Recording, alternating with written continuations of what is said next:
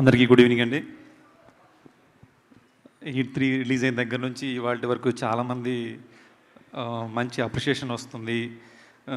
చాలా బాగా మంచి వర్క్ చేశారు, మంచి సినిమా చేశారనేది ఇదివరకు సినిమాలతో పోలిస్తే ఇలా ఎక్కువ రావడం అనేది చాలా సంతోషాన్ని ఇస్తుందండి. దానికి ముఖ్యంగా శైలేష్ గారు అంటే జనరల్గా ఈ మూవీకి జనరల్గా మనం డైరెక్టర్తో డిస్కస్ చేస్తున్నప్పుడు అటప్పుడు ఎలా ఉంటుందంటే కొన్ని రిఫరెన్స్లు ఇవ్వడము, లేదంటే ఇది హాలీవుడ్ లాగా మనం మేకింగ్ కావాలంటూ ఉంటుంది.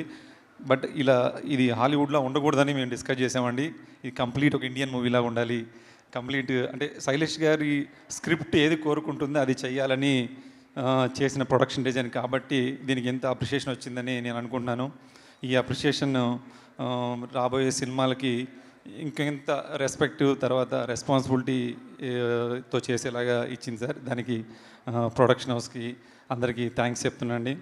అలాగే శ్రీనిధి శెట్టి గారు కూడా స్క్రీన్ మీద చాలా బాగా కనిపించారండి. ఇవి అందరూ చాలా బాగా చేశారండి. తర్వాత నానిగారి గురించి చెప్పాలంటే అంటే నానిగారు ఏది చెప్పినా నమ్ముతున్నారు, ఆయన మాట నమ్మకం, ఆయన నటన ఇష్టపడుతున్నారు. అలాగే కోర్టు సినిమా కావచ్చు, మన సినిమా కావచ్చు, ఈవెన్ నేను ఈరోజు జగదేగుడు వస్తున్న సినిమా చూశానండి. అది ఓన్లీ నానిగారి వల్ల. అంటే నాకు చిరంజీవి గారు చాలా ఇష్టం. ఆ సినిమాని నేను ఒక హైలో చూశాను. నానిగారు దానికి ఒక వాయిస్ ఇచ్చారన్నమాట.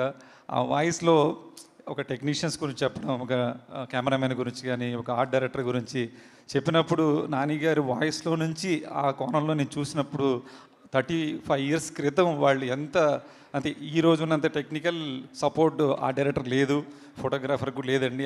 ఆ టైంలో వాళ్ళు ఒక స్వర్గాన్ని క్రియేట్ చేయడం ఇవన్నీ కూడా ఓన్లీ మీరు మాట్లాడే దాంట్లో ఒక అందరికీ నమ్మకం ఉంటుందండి. సినిమాని ఇష్టపడే వాళ్ళందరూ మీ మాట నమ్మేలాగా తయారైపోయారు. Thank you sir.